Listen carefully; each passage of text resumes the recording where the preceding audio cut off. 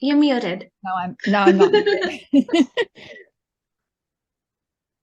Okay, so I the last summer and then over the course of especially in the fall, I conducted 15 interviews with a subgroup of participants from my original dissertation research, which the original dissertation project is focusing on mental health supports and disability access policies in higher education and graduate students' experiences specifically with those supports. And the subgroup of participants that I decided to look at, because they had emerged already as their experiences had emerged as a really salient theme from the original set of interviews that focused on that broader subject area. So my subpopulation were people who identified as having experienced gender violence in connection with mental health problems and or mental health disability. And so I was very interested in what their experiences were specifically in accessing supports, in navigating through their programs, in making sense of who they are as they're developing into scholars, as they're developing disciplinary expertise and authority in their fields. How are they also navigating these systems? Now, we know from the research that so experiencing problems in any one of those three areas, so gender violence or mental health or disability, it multiplies dramatically the risk of experiencing problems in the other two areas. So people who have disabilities are way disproportionately more likely to experience assault or other types of violence. They're also very likely to develop mental health problems in addition to their original or primary disability. And the same goes across. So gender violence, people who've experienced gender violence, they have a much higher likelihood of presenting with mental health problems, often as a direct result. And sometimes those mental health problems rise to the level of a disability. And so in that sense, this is not actually an insignificant population of people. It really isn't, but what it is hidden in terms of how these people are represented in institutional spaces and in institutional supports. There's a lot of stigma that people experience or they face when they have these sorts of conditions and experiences. So that leads to them facing marginalization. And unfortunately, university spaces do not think of these experiences as interconnected or as something that's actually a significant phenomenon that more than a small population of people experiences. So systems don't coordinate, and unfortunately that results in just much more difficult, more complex and more difficult problems as students look to make their way through their programs and figure out who they are in the process.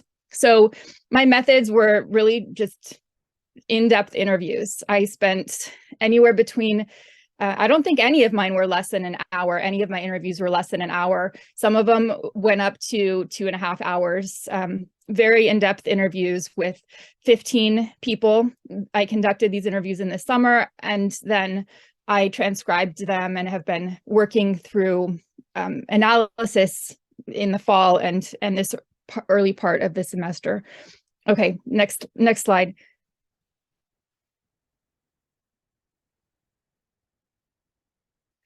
So one of the, I think, main, if I had to tell a story about what these students describe as their graduate program experience as both a person and as a scholar, is really a bit of an irony, a parody, if you will, in that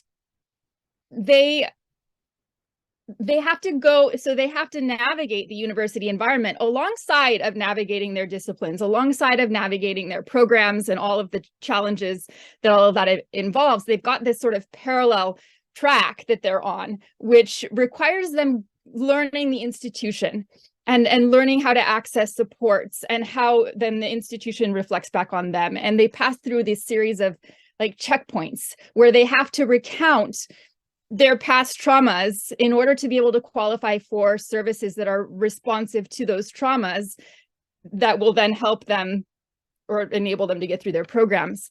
So literally, they have to replay this traumatization in order to then push open alternative spaces where they can operate.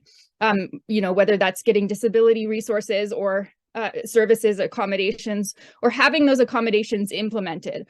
Or in some cases, it's avoiding spaces or people who caused the original trauma. So these students, they have to be relatively creative in navigating these checkpoints. And the story that they continue to have to tell is what their trauma was and why they qualify for services, and then convince people on the other end who are providing those services that they deserve them. And this is ongoing. So that ends up to be, it's like literally a parallel reality in their advancement to the degree. Like the shadow version of their completing a degree is how well can they tell this story? How well can they reason their way through, find the resources that they need, and find spaces then to operate from outside of the program environments that they qualify for. So last slide. My three main findings, because my last question of the participants involved the 4W well-being model. So I showed them this model and I asked them to visualize their experiences in terms of this ecological viewpoint, illustrating what well-being is as a function of all of these various levels of their existence in community. So it was really helpful for them. This was a lens, and they were able to use it to come up with a language to describe sort of what things we wouldn't normally see just from like a disability resource office wouldn't normally see this all in and of itself.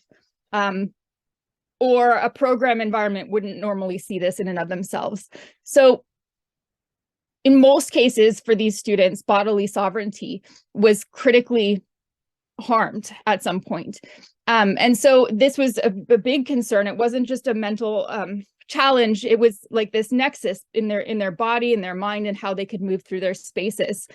And on the model, if you notice in that left bottom quadrant, body sovereignty and freedom from harm, those are two single petals. Several participants, they pointed to those petals and they said, well, they're not just petals for me on a flower. These are actually, they affect, like if I had a technology that I could like illustrate how it works, right? Like that purple would bleed into all of the other petals on the flower because it affects the entire functioning of who they are.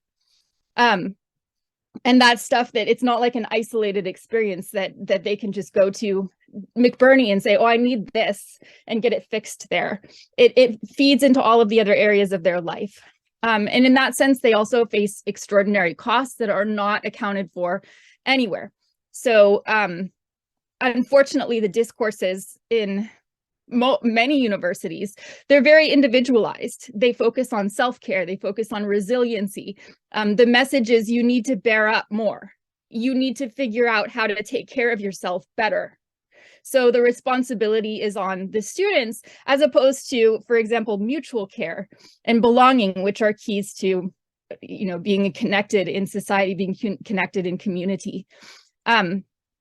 So again, this risky investment that they're involved in is they have to continue to push. They might, at any point, they have to put on collateral all of the things that are, in this picture that are key to being well, having good relationships, being able to pay for food, being able to pay for, being able to find support from their mentors, being able to feel safe. They have to put a lot of that on collateral at some point if they want to be able to invest in that degree that they're going for. And they know that they could lose the investment at any moment if they can't make that balance work. And then very lastly, a lot of these students, they consider, they're very self-reflective. So they find meaning in this. It's not just about going through and getting a degree. A lot of this is about the purpose of why they're in academia to begin with. And it's much more than an intellectual project. It's asking, how am I doing harm while I'm seeking to recover from my trauma? How is it that that my students might benefit from me being able to share this in a particular way or not share this in a particular way? What is it that we're at a university that is on unceded territory? Like, what does that mean for me as a person moving forward, so that it's not just about finishing that degree, surviving the way through, but actually finding meaning and being able to thrive. So that's pretty much it.